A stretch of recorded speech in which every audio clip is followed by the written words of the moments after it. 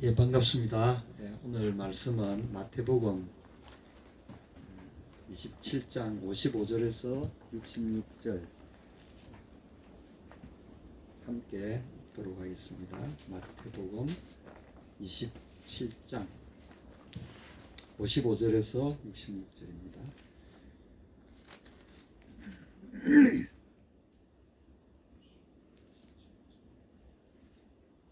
네, 마태복음 거의 뒷부분이죠. 준비되셨으면 같이 읽도록 하겠습니다. 시작.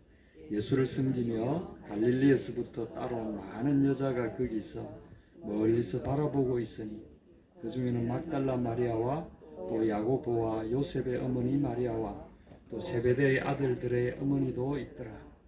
저물었을 때에 아리마대 부자 요셉이라 하는 사람이 왔으니 그도 예수의 제자라. 빌라도에게 가서 예수의 시체를 달라 하니 이에 빌라도가 내주라 명령하거늘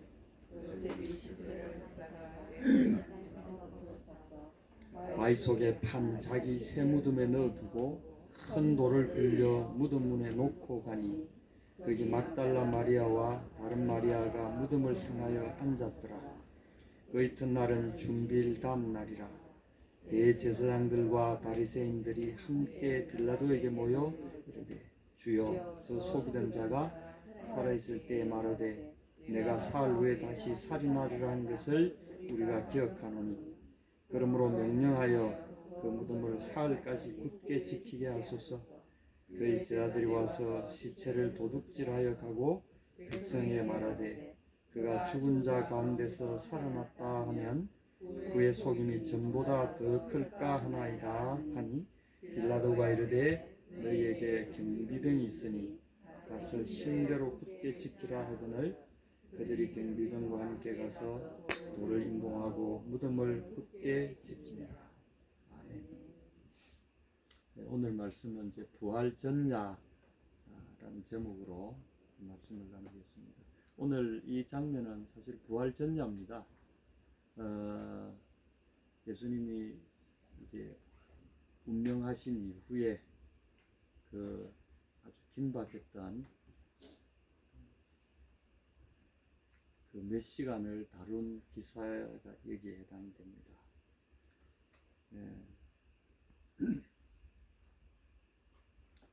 오늘 말씀에 등장하는 사람들을 여러분 주목해서 잘 한번 살펴보시면 하나님 우리에게 주시는 여러 메시지들을 발견할 수 있습니다. 오늘은 예수님이 어떤 일을 하신 것은 전혀 나오질 않고요.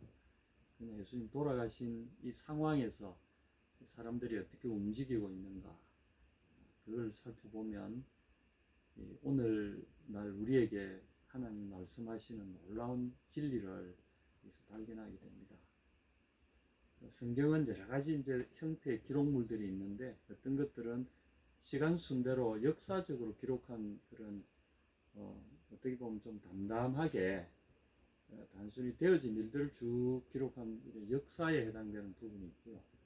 또 어떤 것들은 이제 자기의 개인적인 생각과 사상을 담은 편지라든가 그 다음에 뭐 시라든가 이런 그 형태가 또 있고요. 그 다음에 어떤 이제 다른 사람들이 좀 이해하기 힘든 예언 같은 이런 부분들 일반인들이 그냥 일상적으로 경험하지 못하는 신비한 하나님의 나라나 또는 어떤 계시에 해당되는 부분들을 쭉 적어놓은 예언서 같은 것들이 이렇게 다양하게 있는데 오늘은 역사적인 부분들을 그냥 담담하게 기록한 겁니다. 저는 여러 가지 이제 형태의 이런 말씀 성경의 형태들을 읽을 때마다 사실 이 역사서 부분을 우리가 굉장히 드라이하게 읽어 넘어가는데 역사서는 가만히 보면 그 속에 엄청난 내용들이 사실은 고스란히 담겨있는 타임 캡슐 같은, 놀랍게도 그게 지금 현재와 연결되어 있다는 거죠. 오늘 말씀을 한번 보겠습니다. 55절부터 보면 이제 예수님이 돌아가신 이후에 그 놀라운 일들이 막 일어났었잖아요. 바위가 터지고, 바위는 지금 이제 이런 여기도 지금 등장하지만 아리마대 요셉이 그 안반대에다가 거대한 바위라는 게 우리처럼 이렇게 큰 동그라미 하나가 있는 게 아니라 연속되어 있는 안반지대를 이야기합니다. 안반지대에 파놓은 그 굴들 속에 이제 무덤을 삼은 거죠. 그러니까 시체들을 넣고 장사하고 그 입구를 돌로 막아 놓은 게 이제 안반대가 쫙 있는데, 근데 그 안반 전체에 지진이 일어나가지고 안반 곳곳에 균열이 일어나가지고 뻥뻥뻥 이렇게 막 찢어지고 안반이 막 터져 나오고 하면서 그 지난주에 우리가 그 말씀을 다뤘습니다. 이것은 예수님이 죽음의 세계로 들어가시는 순간에 생명의 주님이 죽음 속에 들어가니까 죽음이 생명을 가두어 놓을 수가 없어서 죽음의 세계가 무너지는 현상, 파괴되어지는 현상, 생명이 빛이 어둠에 들어갈 때 어둠이 붕괴되어 버리는 것처럼 생명이 죽음의 세계에 들어갈 때 죽음의 세계가 붕괴되는 현상을 가리킨다고 볼 수 있습니다. 여기 보면 아주 52절, 51절, 52절이 이런 현상들입니다. 땅이 진동하며 바위가 터지고 무덤들이 열리며, 그리고 그 무덤 속에서 죽음의 세력에 잡혀있던 성도들의 이 몸들이 살아나, 그러니까 죽음의 족쇄에서 풀려나서 생명의 주가 죽음의 세계에 들어가는 순간에 죽음이 힘을 잃고 그 죽음이 붙잡고 있던 세계의 권세가 풀려버려요. 죽음에 매여있던 성도들이 다시 소생하는 이런 일들이 일어났습니다. 이것은 예수님의 죽음의 그 의미가 무엇인가, 죽어서 사라지는 것이 아니라 예수님이 죽음의 세계로 들어가셔서 죽음을 정복하신 사건이 바로 십자가 사건이라는 걸 우리에게 암시합니다. 자, 그러면 이런 현상이 일어났음에도 불구하고 그 이후의 상황은 굉장히 참담합니다. 예수를 섬기며 갈릴리에서부터 따라온 많은 여자가 거기 있어서 멀리서 바라보고 있습니다.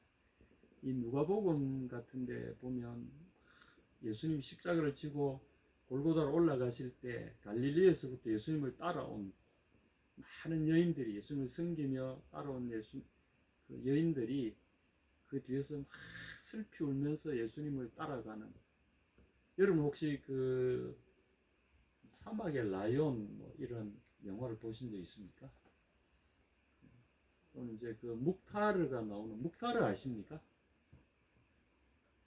묵타르라는 그 사람은 프랑스로부터, 지금 모나코 지역이죠.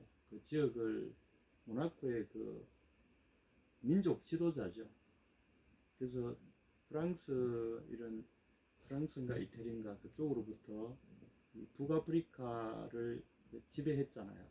유럽 열강이 와가지고 그때 그들 대항해서 민족을 규합시키고 독립전쟁을 벌이던 사람이 이런 묵타르입니다.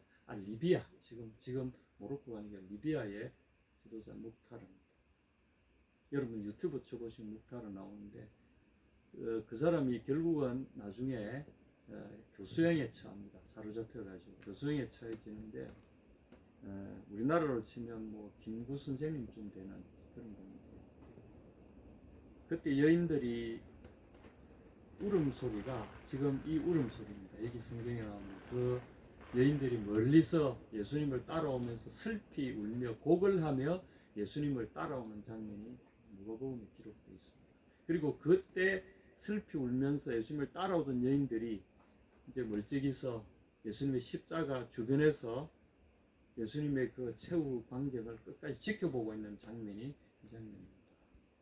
그 묵타르가 죽을 때 거기 보면은 지금도 그 북아프리카의 그 민족들은 그대로 재현해내는데, 이게 이제 우는 소리가 비둘기가 슬피 우는 소리라고 표현하는데 이런 식으로 그래요. 그래서 멀리서 들으면 비둘기들이 막 우는 것 같이 하는데 한국에는 뭐 아이고 아이고 막 이래 울잖아요. 근데 이 사람들은 비둘기 소리를 내요. 꼬꼬꼬꼬 하면서 막 이렇게 합니다. 우리가 듣기에는 그게 굉장히 좀 이상한데도 그 따라오는 여인들이 수백 명이 따라오면서 군중들이 막 일으키는 그 통곡 소리는 굉장히 놀랍습니다. 들어보면 가슴이 찢어지는 것 같아요. 이 55절에 보면 이 통곡하던 그 여인들이 거기서 사실은 여기서는 기록을 이제 생략을 해놨지만 통곡하면서 보고 있는 거죠. 예수님의 그 죽음 앞에서 십자가에 그 예수님을 죽으시는 관객 내내 통곡하면서 그걸 보고 있는 거죠. 근데 그 중에 특별히 그 여인들 중에 눈에 띄는 분을 기록해 놨습니다. 그 중에 막달라 마리아와 또 야고보와 요셉의 어머니 마리아. 이분은 누굽니까? 야고보와 요셉의 어머니 마리아는 누구죠? 예, 그야말로 우리가 성모 마리아로 부르는 그분입니다. 그러니까 이게 야고보와 요셉의 어머니, 야고보와 요셉은 예수님의 동생들이죠. 예수님과 한 배를 가지고 태어난 예수님의 동생들입니다. 그 다음에 또 세베대의 아들들의 어머니들. 이분은 누굽니까? 세베대의 아들들은 누구죠?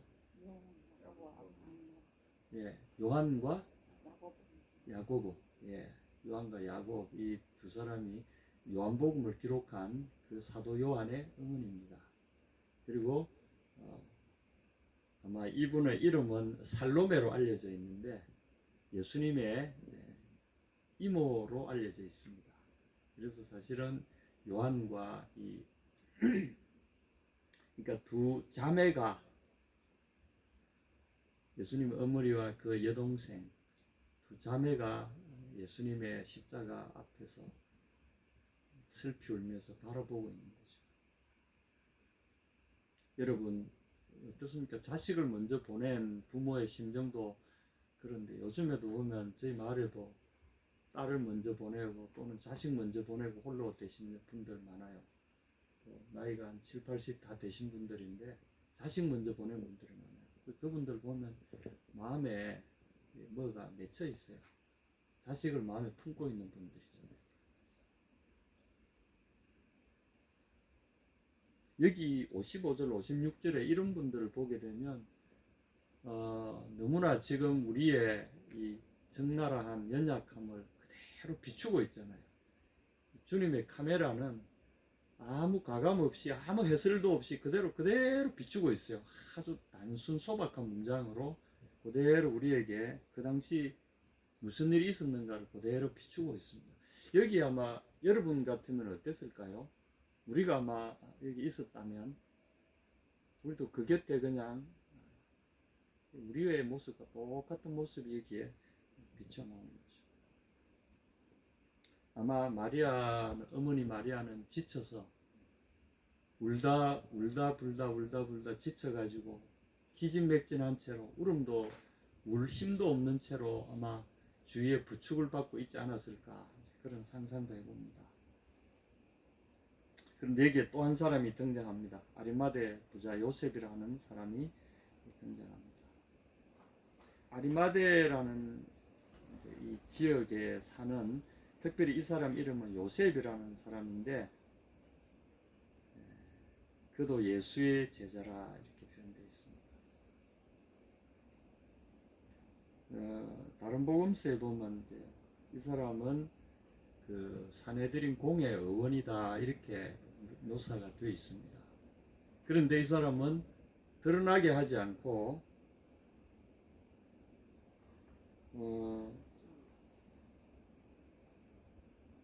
사실은 예수님을 사형에 처한다고 하고 빌라도에게 가져가서 사형을 요청한 데가 어딥니까?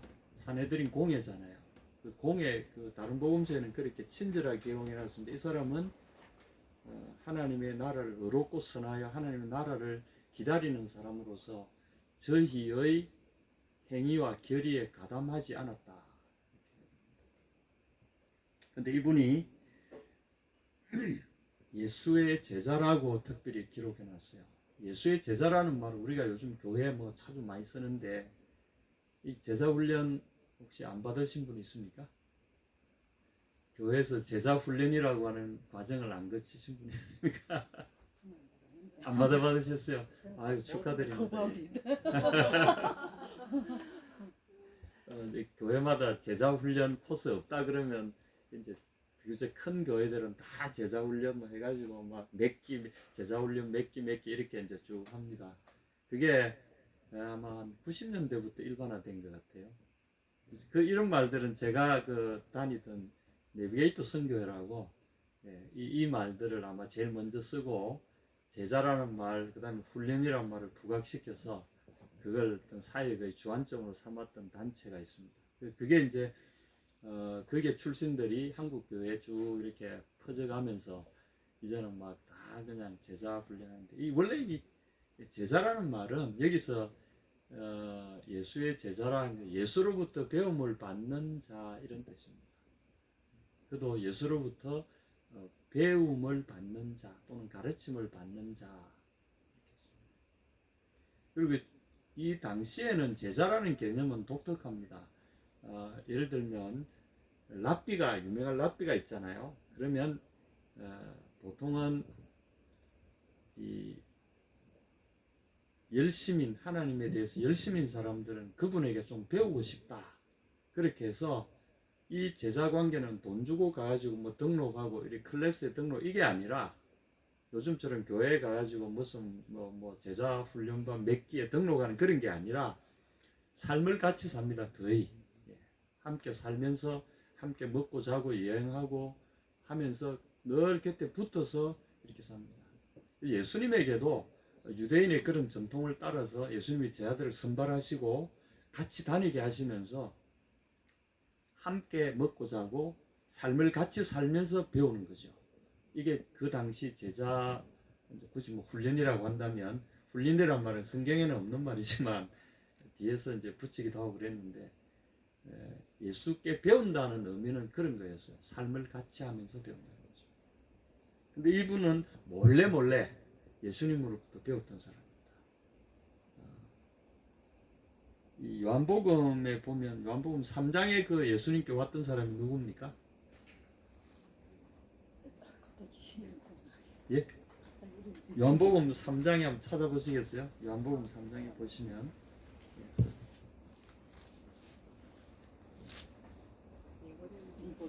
예, 이런 사람도 있어요. 예, 니고데모. 이 니케라는 말, 승리의 여신이라는 말이고 데모스라는 군중이라는 뜻이죠. 그래서 이 두 말이 합친 말이 니고데모입니다. 그래서 군중의 승리 뭐 이런 의미를 가진 그리스 이름을 가진 니코데모라는 이 사람도 이제 이 요셉과 마찬가지로 사내들인의 공회원이었는데 말하자면 이 사람도 랍비입니다.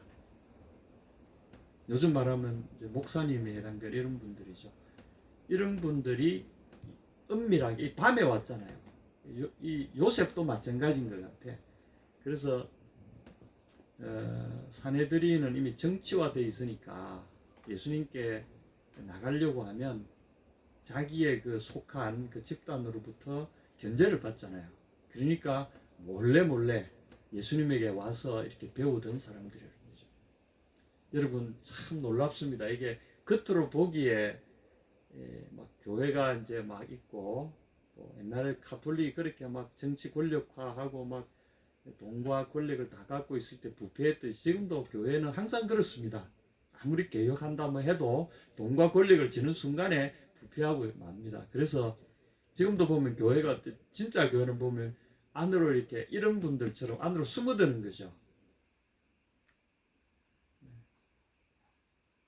근데 이분이 그도 예수의 제자라.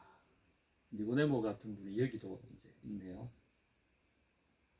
근데 이분이 때가 되니까 담대하게 가서 자기의 동료들이 저질러 놓은 그 예수님의 죽음에 대해서 이제 자기가 마무리를 하는 거죠. 아무도 와서 이 예수님의 이 친척이나 또는 친구나 가까운 관계가 되면 불이익을 받을 게 뻔한데 그럼에도 불구하고 담대하게 나서서 빌라도에게 가가지고 시체를 주십시오. 우리가 장사할 수 있도록 시체를 주십시오. 빌라도가 내주라고 명령을 합니다. 그렇게 해서 깨끗한 세마포로 싸서 바위 속에 판 자기 새 무덤에 넣어두고 큰 돌을 굴려 무덤문에 놓고 근데 여기 보시면 거기 막달라 마리아와 다른 마리아가 무덤을 향하여 앉았더라. 이제 모든 게 끝났습니다. 그리고 지금 막달라 마리아와 다른 마리아, 예수님의 어머니 마리아, 그 다음에 또 살로메, 이 여인들이 여전히 또 지켜보고 있습니다. 오늘 말씀의 주제는 사실은 제가 여인들에게 여러분의 시선을 좀 집중하라고 말씀드리고 싶어요. 가장 연약한 존재잖아요. 그 당시 사회적으로 인권이 거의 존중받지 받지 못하는 가장에게 속해 있거나 사회적으로는 독립적인 행동을 하는 것이 극히 제한된 그런 연약한 여인들이 여기 와서 그저 따라와서 우는 것밖에 할 것이 없는 여인들이 예수님을 따라와서 그분이 고난받으시고 십자가에 못 박혀 이제 죽으시는 그 장면에 이르기까지, 죽고 나신 그 장면에 이르기까지 여인들이 끝까지 함께하고 있어요. 이 내용을 보면 여러분, 교회가 여기 있어요. 참된 교회가 그들 소망이 끊어졌을지라도 끝까지 주님의 죽으심 그 이후 계속 함께하는 거죠. 주님이 찾으시는 사람들은 이런 사람들이고, 그분의 마지막 주님의 그 안식의 틀을 마련한 사람들, 이런 사람들이 숨어있는 사람들이잖아요. 힘없고 영향력 없어 보이는 이런 사람들.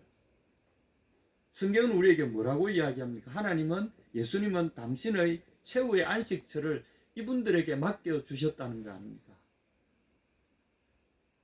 하나님이 쓰시는 사람들이라는 거죠. 이게 교회의 모형입니다. 그리고 초기 우리가 성령 임하시는 그 마가의 다락방에, 그 마가의 다락방은 누구의 것입니까? 마가의 어머니 거잖아요.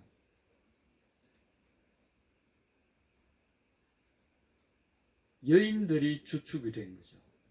세상에서 힘없는 사람들이 주축이 된 거죠. 근데 하나님은 이런 사람들, 일부러 이런 사람들을 쓰신 거죠.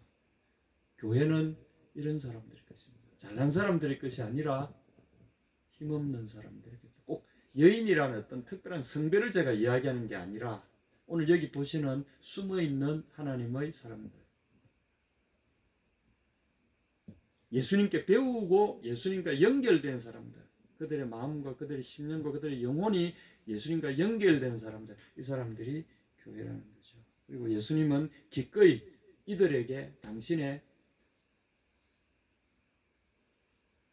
몸을 끝까지 맡겨두셨다는 거죠.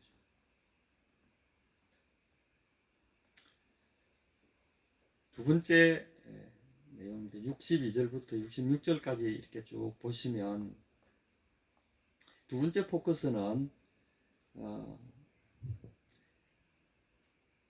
이제는 대제사장들과 바리새인들에게 포커스가 갑니다. 첫날 빌라도에게 온 사람은 누굽니까? 아리마대 요셉이잖아요. 둘째 날 보면은 그 이튿날은 준비일 다음이라. 준비일은 지금으로 말하면 금요일입니다. 근데 금요일, 목요일 저녁부터 금요일 쭉 지나가 금요일 저녁까지가 준비일이죠. 그리고 목요일 저녁부터 해가 딱 떨어지는 순간부터 안식일이 시작되는 거죠. 이게 이제 준비일이 끝나는 날은 목요일 저녁에 딱 끝나는 거죠. 그래가지고 그 목요일 저녁부터 안식일이 시작이 되는데, 준비일 다음 날이라 안식일입니다. 대제사장들과 바리새인들이 함께 빌라도에게 모여 이르되, 여기서 우리가 주목할 수 있는 것은 빌라도에게 나온 이 사람들은 안식일을 지킨 겁니까? 안식일을 어긴 겁니까? 예? 이날은 안식일이잖아요. 그런데 이 사람들은 안식일을 준수하는지 안 준수하는지 사람들을 판단하고 사람들에게 안식일을 어기면은 막 징벌을 내리던 사람들인데, 자신들이 안식일을 지켜야 되는데 여기서는 안식일을 어기고 있잖아요. 안식일에 이런 일을 하면 안 됩니다. 아무것도 하면 안 되고, 그냥 한 걸음거리도 딱 정해진 게 있어요. 1km 정도는 그 이상 가면 안 돼. 딱 그 안에서만 행동해야 되고요. 음식도 그날 불을 피우거나 이런 것도 하면 안 되고 미리 다 만들어 놔야 되고요. 이런 소송 행위를 하는 거는 일절 금지되어 있습니다. 그런데 안식일을 자기들이 파괴하면서까지 이 사람들이 지금 정치적인 그것도 아주 극악무도한 짓을 하고 있는 거죠. 여러분 잘 한번 보십시오. 이 여인들과 아리마대 요셉 같은 사람이 있는가 하면 그 정 대척점에 서 있는 사람들이 있습니다. 이 사람들은 밖으로 드러난 종교 지도자고요. 하나님을 섬기는 대표자들로 있잖아요. 그런데 이 사람들이 하는 짓은 하나님을 모욕하는 일부터 시작합니다. 안식일을 범하는 일부터 시작하죠. 근데 그 목적이 뭐냐 하면 주여 저 속이던 자가 예수님을 향해서 자기들이 섬긴다고 하는 그 하나님을 향해서 예수님이 하나님의 아들이시고 하나님 그분이시잖아요. 그분을 향해서 그들이 뭐라 그럽니까? 이 속이는 자라고 번역한 이 말은 사기꾼이란 말입니다. 사기꾼을 향해서 예수님을 향해서 그들이 숨겨들 하나님을 향해서 사기꾼이라고 말하는 이 사람들이 이렇게 이야기합니다.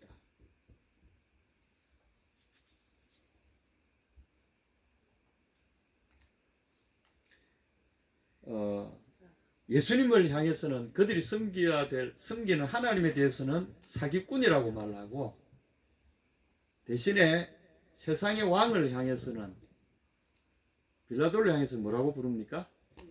예, 퀴리에 이렇게 부릅니다. 주여 이렇게 부릅니다. 원래 이 주여라는 말은 하나님을 향해서 부르는 말이죠. 하나님을 향해서 불러야 될 말을 세상의 사기꾼한테는 주여라고 부르고 하나님을 향해서는 사기꾼이라고 부르고 이 사람들이 이렇게 하고 있는 거죠. 여러분 성경 재밌지 않습니까? 섬찟합니다.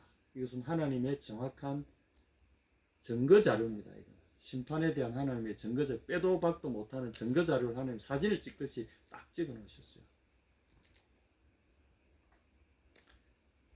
이전 번역에는 저 유혹하던 자가 이렇게 번역해 놨는데 속이던 자, 유혹하던 자 이게 다 플라노스라고 하는 이 사기꾼이란 말을 번역합니다. 사기꾼. 저 사기꾼이 살았을 때 말하되 내가 살 후에 다시 살아나리라 한 것을 우리가 기억합니다. 이 사람들은 예수님에게 직접 들은 적이 없어요. 예수님이 내가 살 후에 살아나리라, 내가 대제사장과 장로들에게 고난을 받고 죽임을 당한 다음에 그러나 나는 제3일에 살아나리라. 마가복음 17장 23절, 20장 19절, 마가복음 9장 31절, 누가복음 18장 33절, 마가복음 8장 31절 이 제자들을 향해 주님이 하셨어요.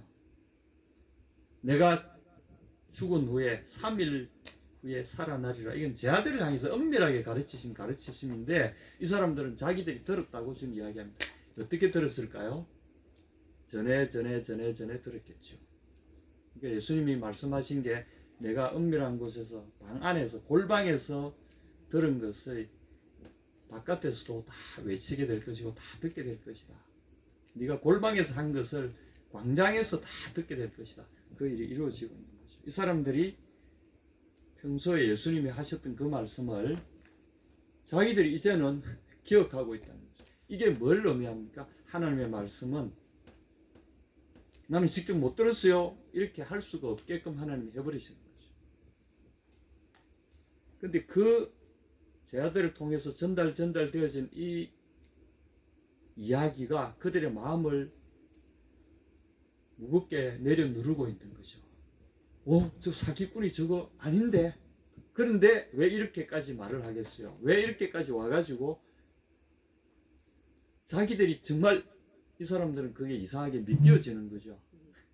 안 믿겨지면 무시해버리면 되는데 믿겨지니까 겁이 나서 지금 이렇게 하는 거죠. 여러분 이 역설이지 않습니까? 여기서 성경에 진실된 어떤 아주 하나님께서 해놓으신 이 놀라운 기록을 여러분 보고 계신 겁니다. 이 사람들은 믿었어요. 제 아들은 믿지 않고 도망가 버렸는데 이 사람은 또 그게 믿어져. 희한합니다. 이게. 그러니까 두렵죠. 그러니까 이걸 어떻게든 저지해야 되겠잖아요. 그러니까 안식일인데도 불구하고 체면 불구하고 다 몰려와가지고 큰일 났다 이거. 그리고 혹시 모르니까 말은 안 하지만 사기꾼 하면서도 자기들은 믿고 있는 거죠. 하나님의 말씀이 그들을 압박하시는 거죠. 사흘 후에 다시 내가 사흘 후에 다시 살아나리라 한 것을 우리가 기억하노니. 자기들이 들은 것처럼 제자들에게 들었습니다. 소문을 들었는데 사흘 후에 살아난다고 말합디다. 이 말을 자기들이 다 듣고 있다가 두려워지기 시작한 거죠. 그러므로 분부하여 그 무덤을 사흘까지 굳게 지키게 하소서. 여기에 이제 굳게란 말이 아스팔리스 데나이, 아스팔리스 데나이. 여기는 이제 원래 이 말은 이제 아라는 그 부정 하고 스팔로라고 하는 이 실패하다라고 하는 말이 결합된 말, 그러니까 실패 없이 이런 뜻이죠. 아스팔로, 요즘에 아스팔트라는 말 있죠. 그게 이 말에서 나왔다고 그래요. 아스팔트가 그러니까 견고한 거죠. 실패 없이, 실패 없다라는 말이 확실하다, 분명하다, 견고하다 이렇게 바뀌어서 요즘에 이제 아스팔트라는 새로운 건축 재료가 나오면서 그 이름을 아스팔트라고 이름을 지었어요. 재밌죠? 실패 없는, 아스팔트로 하면 딱 견고해가지고 딱 굳어지니까 실패가 없는 거죠. 그래서 확실하게, 확고하게. 그래서 계속해서 이 아스팔트란 말이 여기 계속 나옵니다. 이 사람들은 이게 지금 아스팔트로 발란 것처럼 절대 무덤이 열리면 안 돼. 그리고 죽었다는 이 사실이 번복되거나 어떤 일도 일어나서는 안 돼. 이걸로 끝나야 돼. 그래야 자기들의 죄가 영원히 묻히고 영원히 사람들에게 잊혀지기를 바라는 거죠. 그러니까 계속 이런 이야기를 합니다. 무덤을 사흘까지 굳게 지키게 하소서. 그의 제자들이 와서 시체를 도적질하여 가고 백성에게 말하되 그가 죽은 자 가운데 살아났다 하면 후의 유혹이 전보다 더 될까 하나이다. 이 사람들 재밌지 않아요? 자기들이 이런 짓을 잘 하니까 자기들이 원래 하던 짓을 여기서 그대로 이제 자백을 한 겁니다. 우리가 원래 이렇게 해보니까 아는데 이 사람들 이런 개교에 엄청 능한 거죠. 그러니까 자기들이 하는 짓을 그대로 이제 폭로하는 셈이죠. 우리가 해봐서 아는데 원래 이럴 때는 요래 하는 짓거리가 있으니까 요걸 못하도록 요렇게 해주세요. 이렇게 하는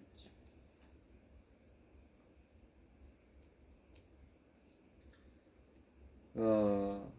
여기도 이제 유혹이 후의 유혹이 전보다 이전보다 더 할 겁니다. 이 유혹이 이제 여기 사기입니다. 사기. 그 뒤에 사기치는 거. 시체를 이렇게 훔쳐가가지고 어디 다른데 숨겨놓고 봐라 무덤이 비어있지 않냐. 그가 살아났다 이렇게 선전할까 두렵다. 또 더 큰 사기를 칠까 두렵다 하는 거죠. 사기는 사실 한 90% 그대로 둡니다. 그리고 한 10% 내외를 가짜를 살짝 섞어 넣으면 이게 진짜인지 가짜인지 구분이 안 돼요. 그래서 가짜 양주 옛날에 많이 있었잖아요. 양주를 사다가 양주를 조금 넣고 보다가 이제 질 낮은 술을 대량으로 포함시켜서 살짝 이렇게 하면은 그게 진짜인지 가짜인지 모르잖아요. 이런 방법을 씁니다. 그러니까 사실에 근거해서 빈 무덤에 근거해서 보라 부활했다. 요것을 이제 선전하고 싶은 거죠. 이렇게 할 것이다. 그러니 빈 무덤을 절대로 허용해서는 안 된다. 이런 논리입니다. 이 사람들은 사기칠 때 어떻게 한다는 걸 자기들 잘 알고 있는 거죠. 빈 무덤을 보이면 사기를 효과적으로 칠 수 있다. 이렇게 이야기하는 거예요. 자기들 평소 수법을 이제 자백하고 있는 겁니다. 그러니까 빌라도가 가로되 너에게 파수꾼이 있으니 가서 힘대로 굳게 하라. 이 사람은 이래도 좋고 이 사람들은 말대로 자기 이익이 부합하잖아요. 왜냐하면 혹시 그런 일이 있으면 또 자기의 이 통치에 사람들의 그 소요가 또 일어날 수 있으니까 이렇게 조용히 묻히는 것이 이 사람에게도 좋고 제사장과 이 종교 지도자들에게도 서로 좋은 겁니다. 그러니까 정치와 종교가 결탁하는 거죠. 서로 좋으니까 조용히 해결해 하고는 이 종교 지도자들에게 힘을 실어줍니다. 군병들을 보내줍니다. 보내서 군병들은 기본적으로 네 사람이 한조입니다. 보통 우리가 뭐 그림에 보면 두 사람이 좌우에 있는 것, 네 사람이 한조입니다. 그래서 서로가 지키고 서로가 감시할 수 있도록, 만약에 이 시체가 없어지면 어떻게 되죠? 사형수를 지키다가 사형수가 없어지면 그 사람들이 사형을 당하게 됩니다. 만약에 죽은 시체를 지키라 그러는데 시체가 없어지잖아요. 그럼 이 사람들 어떻게 되죠? 이 사람들이 시체를 대신해야 됩니다. 그러니까 죽는 거죠. 그만큼 로마의 이 엄격합니다. 예를 들어서 지금 이제 문헌에도 그게 나와 있지만 최근에 발굴한 베수비우스 화산 아래 있던 그 도시가 뭡니까? 이태리 폼페이. 예, 폼페이 유적에서 그 화산재가 막 이렇게 날아오는데도 거기에서 자기 그 상관의 명령을 기다리는 로마 병사가 창을 든 채로 차렷자세로 딱 그대로 굳어진 그게 발굴이 됐어요. 다른 사람들 막 도망가는데 화산이 지금 덮치고 있는데 도망가야지. 근데 이 사람은 상관의 명령 없이 도망가면 그것도 죽어요. 이래 죽거나 저래 죽거나 그 자리에 딱 상관이 명령을 하달할 때까지 기다리고 있다가 그대로 죽은 거죠. 이 사람들도 그런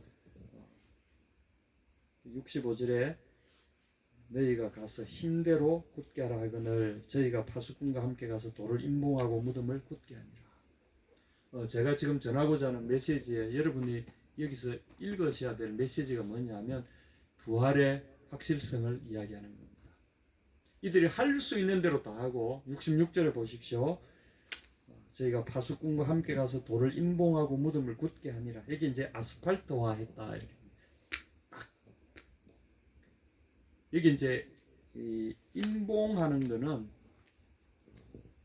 원래는 이제 초 같은 걸로, 원래 이거 중세까지도 많이 쓰인 방법인데, 편지 같은 걸 이제 이렇게 왕이나 또는 통치자가 법령을 또는 편지를 임봉해서 보낼 때는 어떻게 임봉하냐면 요 반지가 있습니다.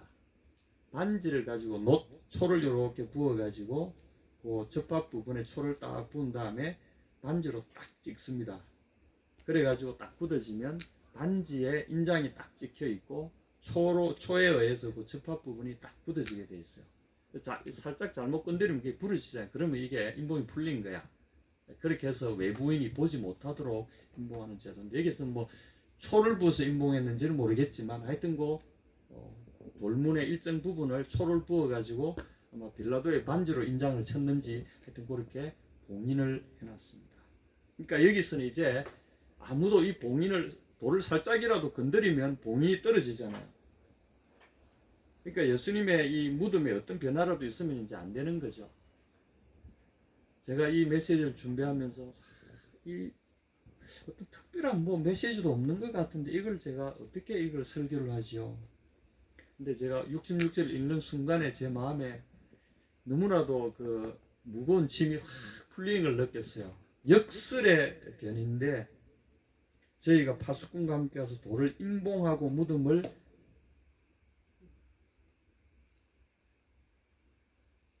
에스팔리산토, 아스팔트처럼 견고하게 딱 봉인해버렸다.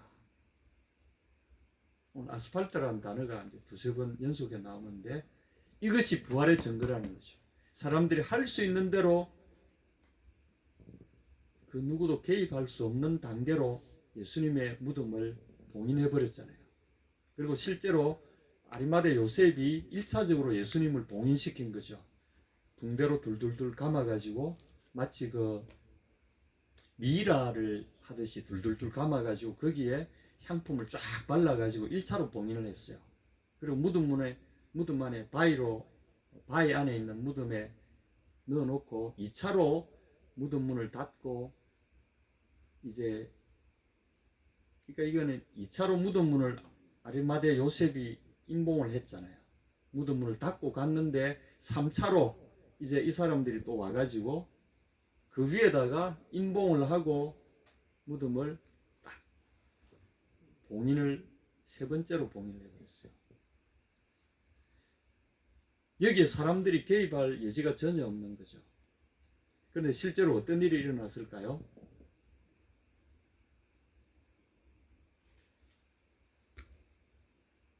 실제로 우리가 무슨 일이 일어났는지 우리가 이미 알고 있잖아요. 근데 이 부활 전야에 일어났던 이런 일들은 우리에게 굉장한 의미를 부여합니다. 뭔가 하면 여러분들 지금 보시면 여러분 주위에 우리의 삶에 인봉된 것들이 너무나 많잖아요.